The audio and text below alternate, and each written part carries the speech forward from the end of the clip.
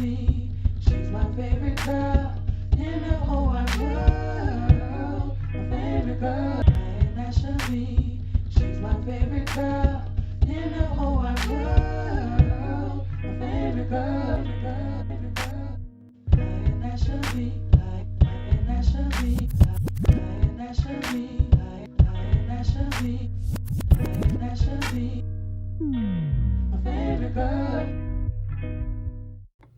Hey, welcome to Life Talks with La from My Favorite Girl. We're so glad to have you on this morning, afternoon, or evening, whichever it shall be found by you. We're so glad about this episode. I spoke with my favorite girl, Ashley, and she agreed that today's segment would be in reference to my book.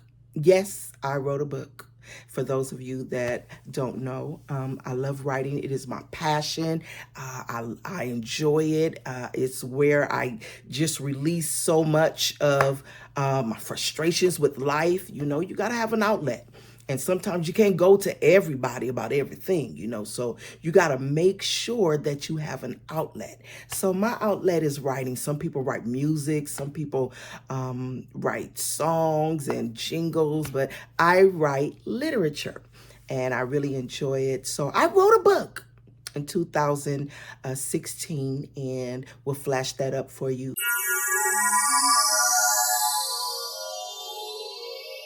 For those of you that don't know where my book is, if my favorite girl was here, she would be like, "Bus," because that's what we do. We feed off one another. It's that chemistry between us. Anyway, she's not here right now, so I'm gonna carry on with my own mistake.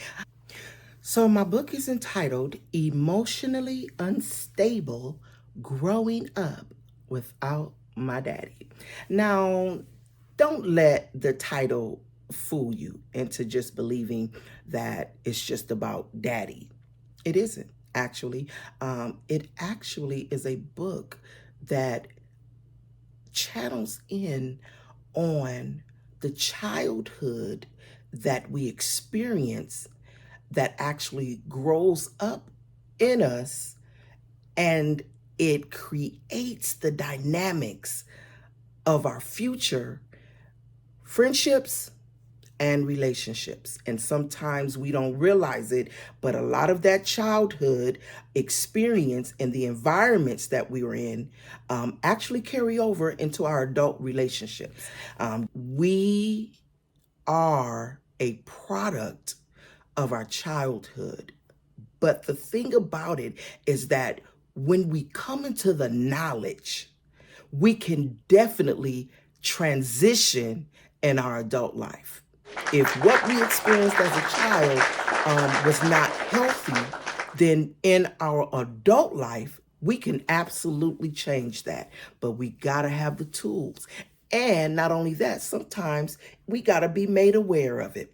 So I actually received a letter. And this is how all this came about. Someone wrote me a letter in regards to my book.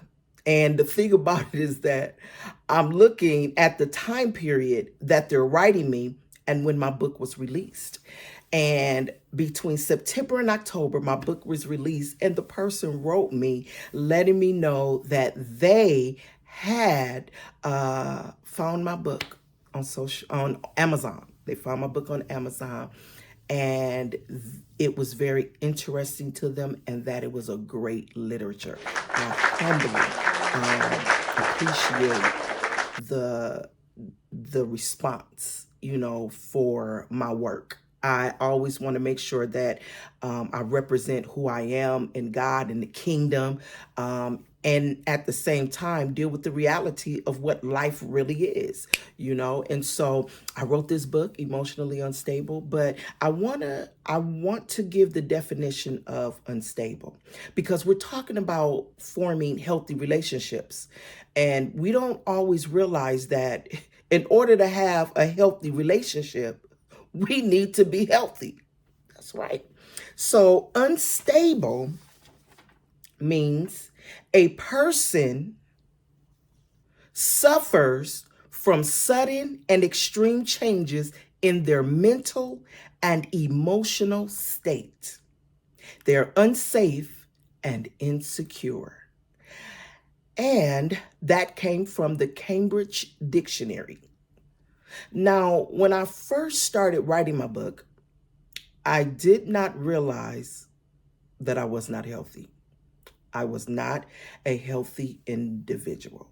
And my book actually is one of the reasons why today I finally consider myself to be a healthy individual. And you cannot be healthy and unstable at the same time. It doesn't work. There's no way for you to be healthy and unstable. And when we refer to being unstable, we're talking about emotionally unstable, psychologically unstable, mentally unstable. We have to first be stable in our mental and our emotional state. It's very important. It's actually how we develop better friendships and relationships. And so I had a fear. I had a fear. And I learned this through the process of my book. God took me on a journey. And on that journey, I learned how to look at me. It was the most difficult challenge God has ever put me to, because we're so prone to look at the behaviors of others without identifying our own behaviors. And not only that, my book talks about the relationships that I encountered growing up through my teenage years to my adult years. And I found out that most of my relationships was toxic. Yes, toxic. I was toxic in the relationships that I was trying to have. And most of that stemmed from what I saw growing up. But for many and for a majority of people, that didn't exist. Some experience violence in the home. Some experience combative arguments between parenting, and so when you have these dynamics and then you grow up and then you start developing your own friendships in your own relationship, you don't even realize that you're carrying all those things into your present day relationships. And that's what we want to break. We want to break that cycle. We want to break the patterns. We want to destroy it because it is not beneficial to a well-balanced life between you and your friends or your loved ones. Okay, so I found out that I was afraid to love. Yep. I feared love because when you find your heart getting broken, it's so easy to just believe that love is what hurts you.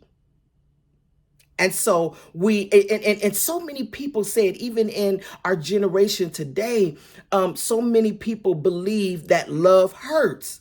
And I kind of did a little research on that because I was like, love hurts. I'm like, God is love. So if we say that love hurts, then that means that God hurts us. And God is love. But what I found is that it's not love that's hurting us. We are hurt through rejection of love. Yeah, when we get rejected. So it's the rejection that hurts us, but we say it's the love that hurt us. Wow. And many people find themselves trying to be with people that has made it known that they're not interested in them. And that person has put their feelings out there, the emotional part of them out there. And when their feelings get hurt, rather than realize it's the rejection that hurt them, they blame it on love. And so I was afraid of love because of that. And I was afraid to trust. You can't have a healthy relationship when you do not trust the person you are trying to be intimate with the one you are trying to bond with. Trust is an essential part of every relationship. And if you ask many people, they will tell you what bothers you about your significant other. It's when they're not trusted. Now, some have done things that have caused them not to be able to be trusted. So acknowledge that part, but at the same time, you have to be willing to move forward. If you cannot move forward, if you cannot, or if you will not move forward, then you have to make the decision to let it in. Because eventually it's going to become toxic. It's going to become toxic. And another thing that I was afraid of was to be vulnerable. We always like to be in control, look like we got it together, feel like we just it. And we don't even realize that being vulnerable in a relationship that you trust. Now, see, some of us trying to be vulnerable in relationships and there's no trust there. That's always going to end bad. It's always going to be something that triggers, something of the past, or you're going to keep bringing up old stuff. No, you have to come to a place, even if something new happens. You can't go back and say, see, I knew it. You did it again. I knew this was going to happen. I was just waiting. I knew it was going to eventually take place. And we already set up the relationship to fail because we are not allowing ourselves to be vulnerable, to trust the person, to love the person in periods of mistakes. Wow. I can't go back and say and keep saying it's the same thing because we already established that we're starting new, right? And then we go back and say, see, you doing the same thing. No. Am I doing the same thing? See, that's the key right there. Am I doing the same thing? Because if I respond differently, then we won't get the same result. And that's why you have to start looking at yourself. And when God took me through my book, Emotionally Unstable, Growing Up Without My Daddy, to address the relationships and the behaviors that I had in the relationships, it was hard because I kept telling God, wrong love needs some changing. That's what I kept telling him. He needs to change. He needs to change. And when God said, no, I'm trying to change you. Stop worrying about him. That just took me. Stop focusing on him. Focus on what I want to do with you. Because what I was trying to do, I knew it was incompatible. I had already knew that in the beginning. But I wanted to be in a relationship. And you got to make sure that you're not just trying to be in something. You got to make sure, because you got to be good with you. If you can't enjoy spending time with yourself, then how can you expect somebody else to enjoy spending time with you? I enjoy my company. Look at me right now, talking to you. This is me by myself. Now, I love my favorite girl, and we coming back together. But for this episode, we agreed that I would talk about my book, and so I'm in it right now, and I'm with you one-on-one. And I'm not being someone outside of who I really am. This is my personality. This is my person. You know, I'm very dramatic, as my favorite girls say. I'm very dramatic, you know, but at the same time, it's authentic. It's transparency. I'm not putting on. You know, I'm just excited. I get all bubbly inside, you know, when I'm talking about change, because a lot of people don't want to change, you know, and or they're so focused on other people changing that they miss the opportunity for the change process to happen inside of them. So I just want to read this segment of what I wrote in my book, okay? And it says, and I might read it with a little, you know, finesse, okay? It says, it is funny how God uses people to travel us into the next stage of our lives, knowing we would not get there without them. They become instruments to his plan and vital to our purpose. No one enters by chance. They are all strategically placed to complete his will in our lives. You are not in control of who comes or when they leave. Your only responsibility is to make sure you get the lesson or blessing that came to make you better. Some will be short travels and others long. But no matter the length of time, every encounter has great importance. And in my case, which is why, and that's why with emotionally stable, you can put that subtopic to whatever it is for you. In my case, it was growing up without my daddy. And it wasn't so much a focus of being focused on like a bad relationship with my dad.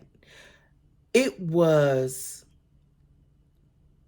me reaching for the things that I missed growing up without my daddy. And I talk about these character traits of affection, attention, admiration, protection, those things that a girl desires, and even some young men desires to feel with their caregiver. And if any part of that becomes lacking, you carry that into your adult relationships. So in my case, I shut off or shut down at age 16. I shut down at age 16 when I was separated from my dad. And I kept trying to find my affirmation through relationships. And you're talking about, and that's why teenage love, I tell everybody, teenage love is real. Man, it's a form of innocence. When you realize the dynamics of being attracted to someone. And, you know, we're talking about building healthy attraction, you know, because what happens is that if you have unhealthy attraction, you'll find yourself throwing yourself around. Yes, you will. Unhealthy attraction will cause you to want to flaunt yourself in a way that is that exposes you to danger, you know. And so it took me a while to get to where I am. And so I don't expect anyone to just navigate through your journey overnight. No, but I do expect and encourage you to walk through the process. And if you haven't gotten my book, I encourage you to get it because it is a life changer. So I just want to encourage us all to know that we can be healthy, but we got to address where we are. I don't want to say, okay, this is what you get, and now you're healthy. No, it don't work like that. You got to go through the process of becoming healthy because first of all, you got to make sure that you have developed properly and that you have grown into your age. You know, you'd be surprised at how many people are full-aged adults, and they act like teenagers in their behaviors. Your behaviors tell the truth. It tells the truth about us. Our behaviors tell the truth about us. And that's what I experienced when I encountered my wrong love. I was like, why am I acting like this? Like, and I was afraid of abandonment, because that's what, losing my dad meant to me. It meant that you're going to lose the one you love and you'll be abandoned. So you begin to fear abandonment. And there's so many people who are afraid of abandonment, and they continue along with other things, but they're trying to be in a relationship and they're turning it toxic. You don't want a toxic relationship. You want a healthy relationship. So like I said, I encourage you, start with my book. It will be beneficial and life-changing for you. Well, I'm so excited that you could tune in for this little segment, just a touch. But I look forward to coming back to you with my favorite girl, Ashley. We doing it, girl. That's my little motto. We doing it, girl. So we're excited about what we're doing, and we thank you for your support, your views. Spread the word. Tell people about us, what we talking about, what we doing. Yeah, we trying to make a difference. We trying to live up to who we really are. We're trying to be an example. We're trying to set the standard. Yeah, that's what we trying to do. So we thank you. Enjoy this segment and subscribe, like, and follow us. Okay, we're going to let our song take us out by Armour and Sons plus her. What? My favorite girl. My